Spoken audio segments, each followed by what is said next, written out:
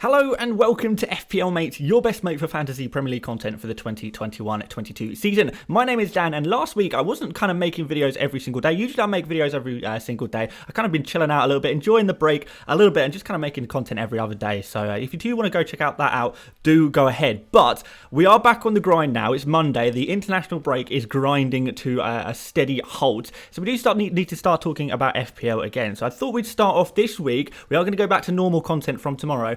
But we thought we'd start off today by showing you where I'm at with my wildcard team. You guys know I'm currently on a wildcard. I wanted to show you exactly where I'm at right now and talk a little bit about my thinking as well, particularly as there's been a lot of injury news, potentially players not playing in Gameweek 8, and I do want to discuss this as well and how I'm going to be trying to navigate that basically. So yeah, if you do enjoy this video, please do leave a like. It really does help out the channel, and of course subscribe if you are new around here. Hashtag road to 100k. We are well on the way. So without further ado, let's bring up a blank slate and start putting some players on it.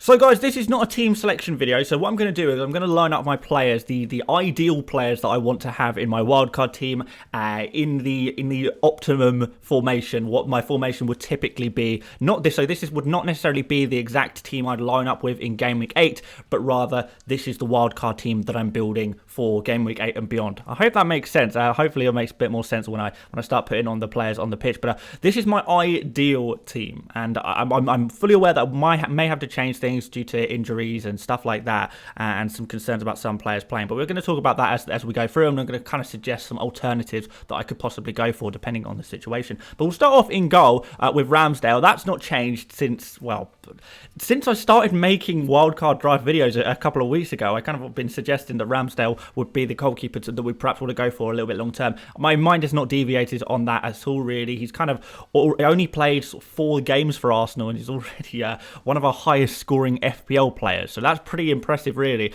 He's making a lot of saves. We do expect that Arsenal are going to keep some clean sheets, particularly over some of the fixtures that they've got coming up. It's pretty nice amount of fixtures, yeah. And we're talking about a 4.5 goalkeeper, really. I know he's 4.6 now, but I did bring him in on my wildcard whilst he was 4.5 million, so a little bit of a result there to get an Arsenal goalkeeper, a goalkeeper who's going to start every single game for Arsenal for that nice cheap price. And he does seem like he is pretty nailed on now, so we don't need to worry too much about rotation either. So that's going to be an absolute bargain, an absolute steal. To have an Arsenal goalkeeper for 4.5 million is a really, really good deal indeed. So very, very happy with that one. Also, we'll move on into defence with Trent Alexander-Arnold. We're still not 100% sure on his availability for Game Week 8. We do think that he probably will play. He's probably more likely to be available than to be unavailable, but we've still got so many press conferences and stuff to hear about, to listen to.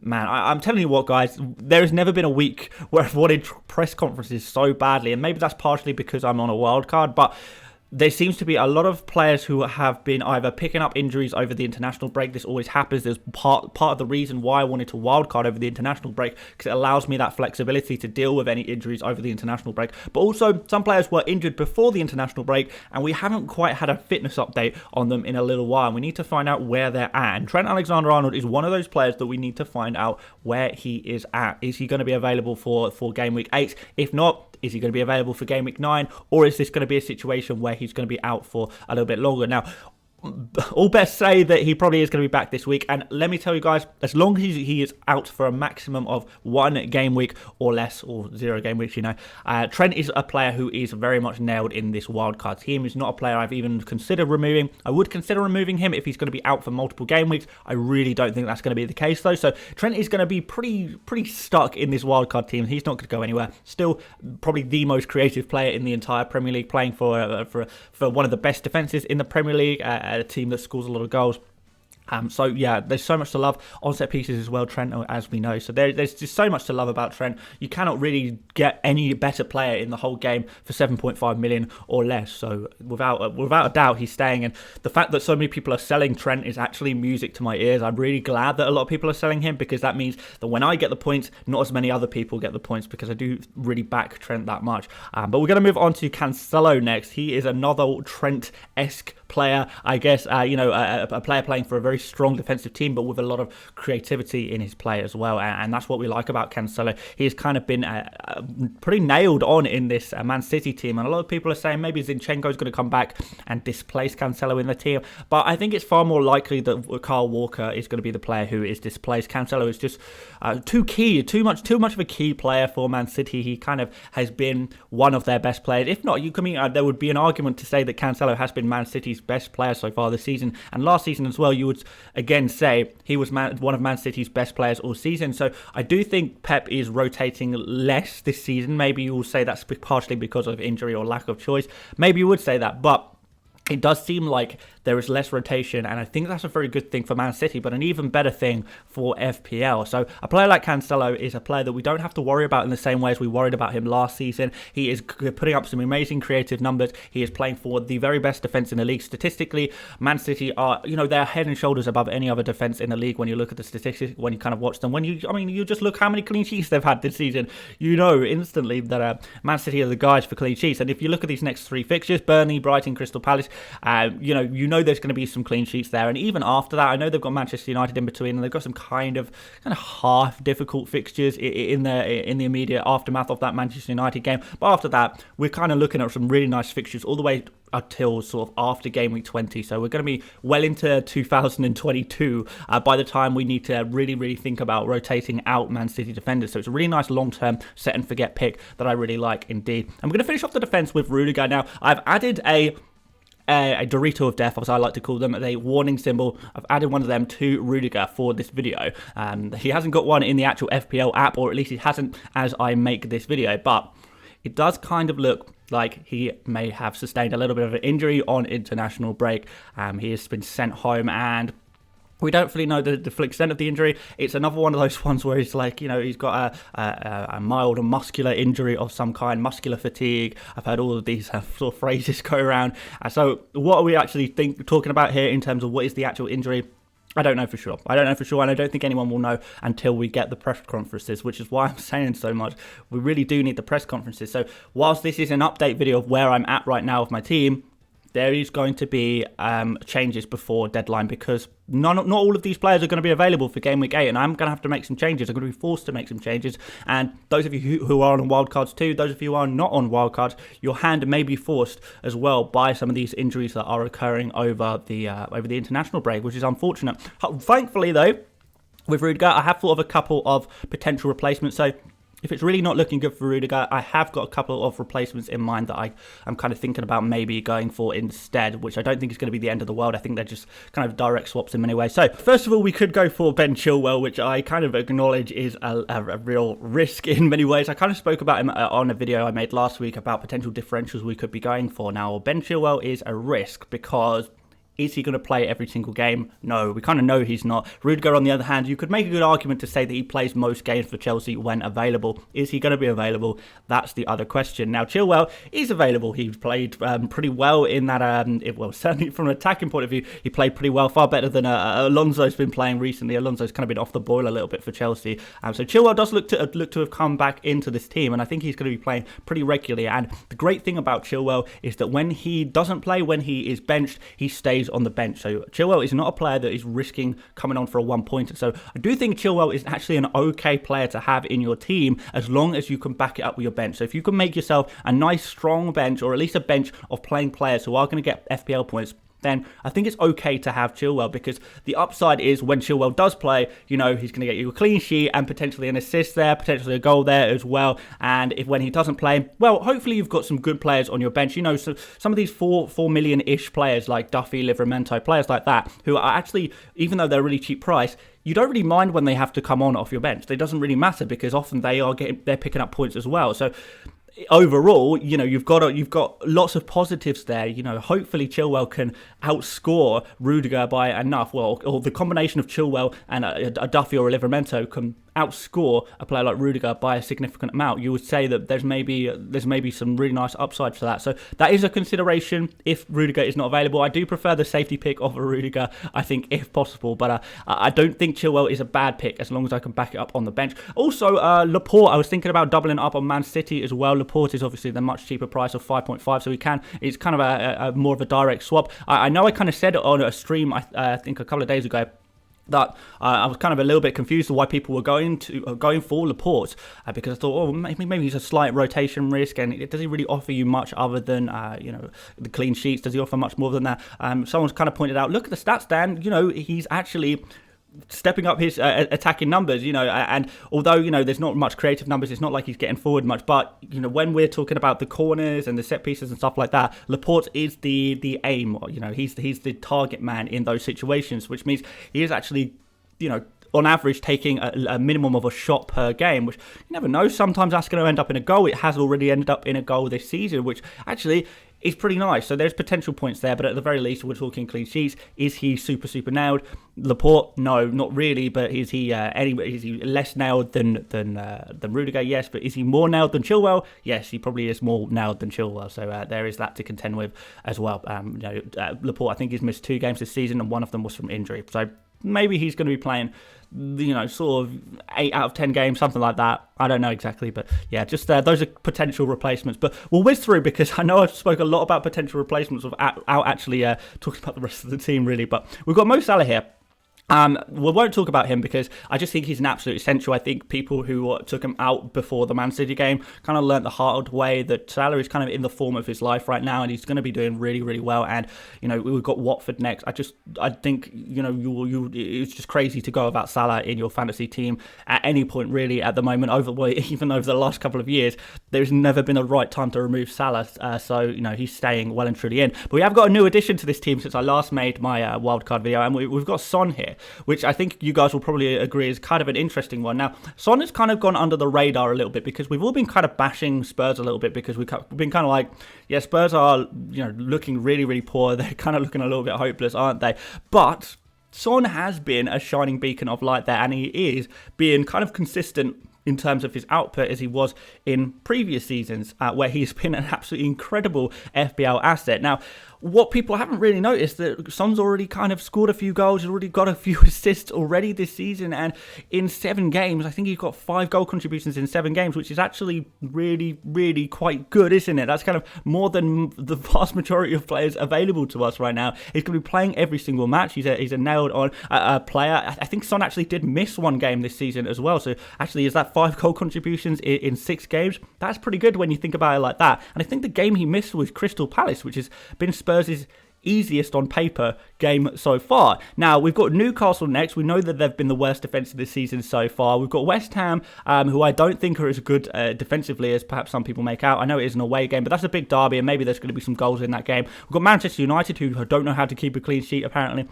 we've got Everton, who are perhaps a little bit overrated. So those teams, I know they look bad on paper, but I really don't think they're quite as bad as a lot of people think. And then after that, Spurs have got some amazing fixtures. They've kind of got a lot of the easier on paper teams all in a row. So you kind of got your Norwich in there and teams like that, which I think Son is hopefully going to thrive in. A lot of people will perhaps be targeting Kane for those games, but Son is already performing. Son is arguably a more fixture-proof player than a lot of the other players that we see around FPL. So yeah, I think Son is going to actually be a really, really nice pick. And yeah, definitely someone who I really, really want to try and get into my wildcard team. I wanted to get him into my Gameweek 1 team, but I was kind of unable to do it within the budget. But I think now that we've kind of been able to trim the budget a little bit with finding some nice cheap bench options and find some cheap midfielders and some cheaper forwards and, some nice bargain players around, which you can do on a wildcard. We've identified the bargains. We can bring in the bargains, and then we can use the money that we freed up to bring in a player like Son, who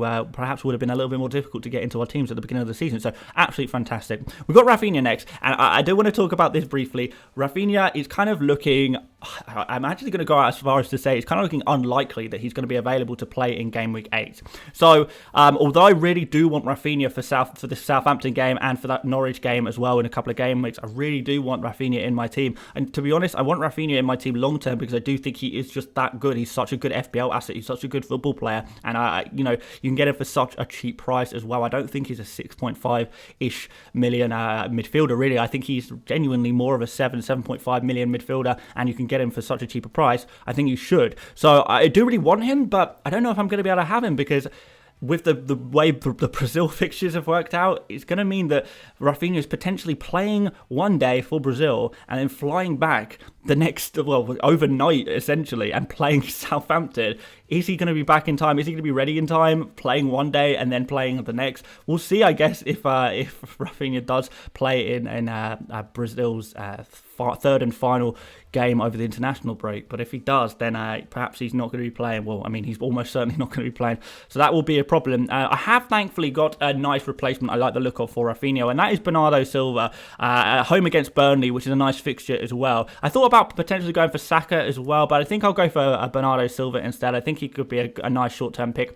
He's only 6.9 million at the moment, Bernardo, which is a really nice price. He seems really nailed on in that Man City team as well. So lots to like about Bernardo at the moment. His attacking stats are not amazing, but you have to manage your expectations in a way when you've got a player who is only 6.9 million.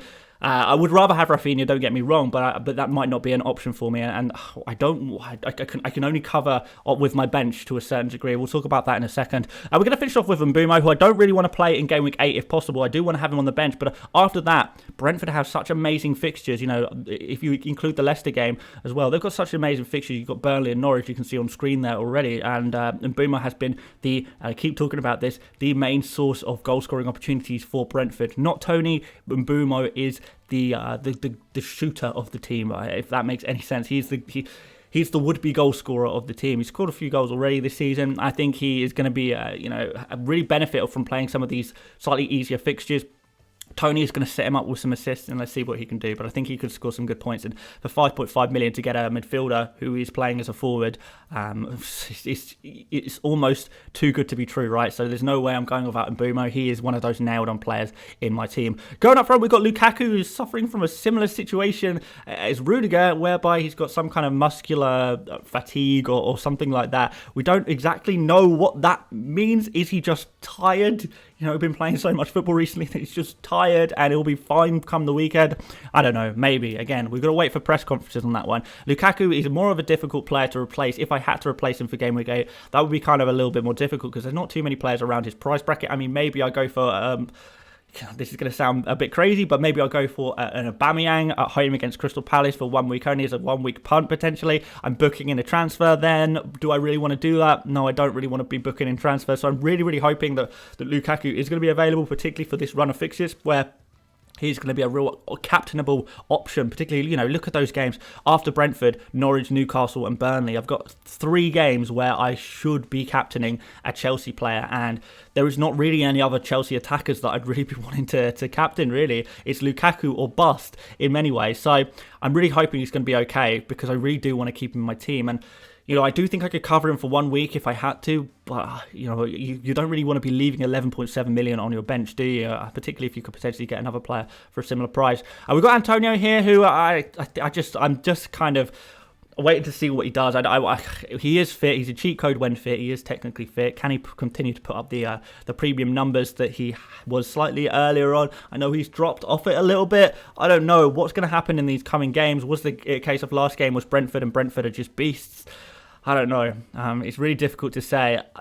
We haven't actually seen enough of Antonio because some of the fixtures have been a little bit difficult. He was suspended for a game, and since the beginning of the season where he looked amazing, is he still in that form or not? It's so hard to say. I'm kind of keeping him maybe out of stubbornness in a way, maybe out of hope that he is going to do what he did in the first couple of game weeks. But I do think these fixtures are a little better than, again, the fixture difficulty rating perhaps says. So Tottenham at home, for example, Tottenham have actually been one of the worst defences in the league this season so far. So I do think for sure that Antonio in a big derby game, and the West Ham, they are always really up for the game against Spurs, that's for sure. Is Antonio going to step up and do something there?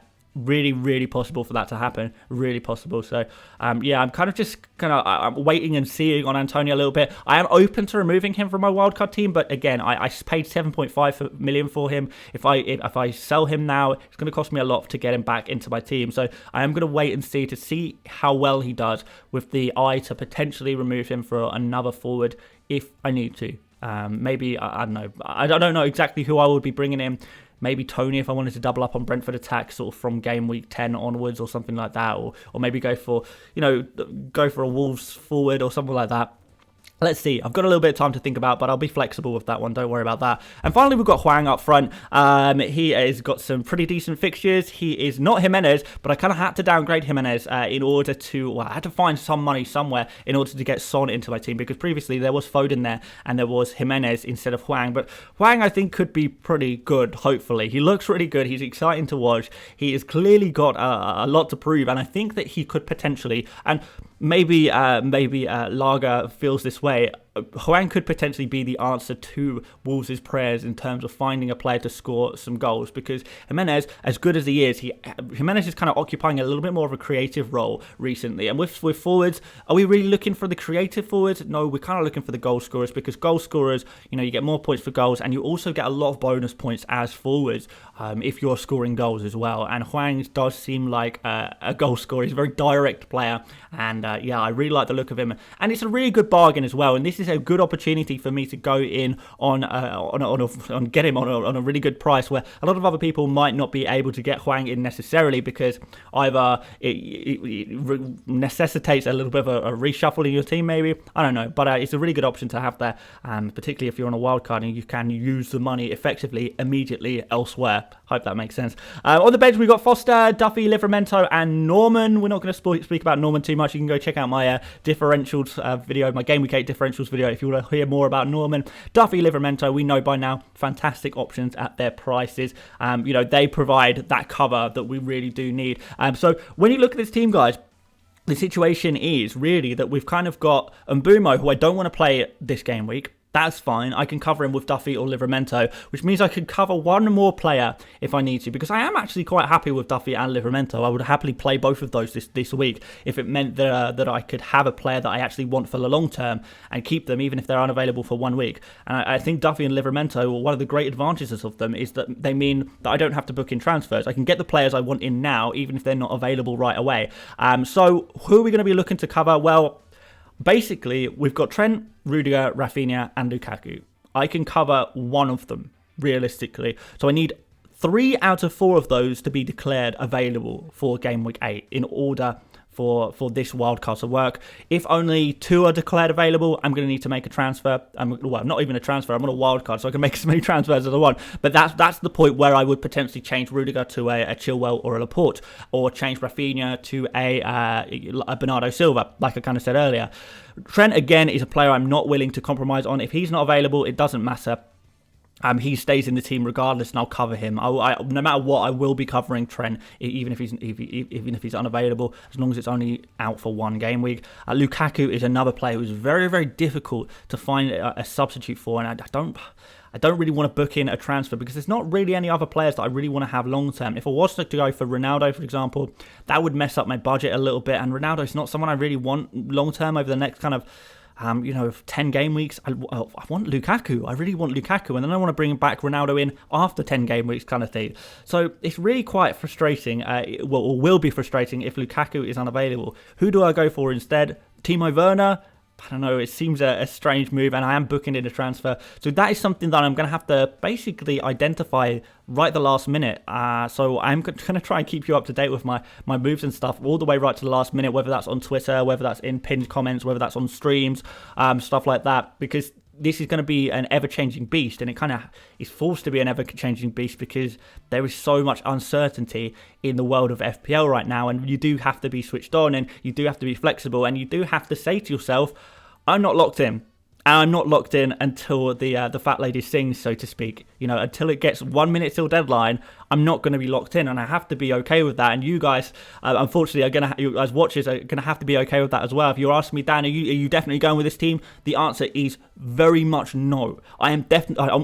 I can almost tell you with almost certainty that what you see in front of you right now will not be my team come the deadline. But this right now in my mind is my ideal team. But with injuries and stuff like that and whatever comes out in press conferences, I'm probably not going to be able to get to my ideal team. I'm going to be forced to do something slightly different. And I've already kind of told you guys about some contingency plans that I've come up with. So hopefully that serves as decent information for now in terms of what I'm doing. But, you know, there's going to be possibly have to be a few differentials in there. There's already a couple of differentials in here. I think this is a pretty cool team in terms of differentials as well, because obviously I'm kind of ranked 2.5k right now. So if I want to break into the top 1,000 players, it's going to take a couple of differentials, and you know, I think I have to think quite smartly in terms of who I'm going to be bringing in as those differentials. And you know, we've kind of got a Boomer here, Huang here already. We've got Ramsdale here as a differential. All very, very nice indeed, but we might have to be forced to get a few more in, like Laporte or Chilwell or Bernardo Silva, a place like that. So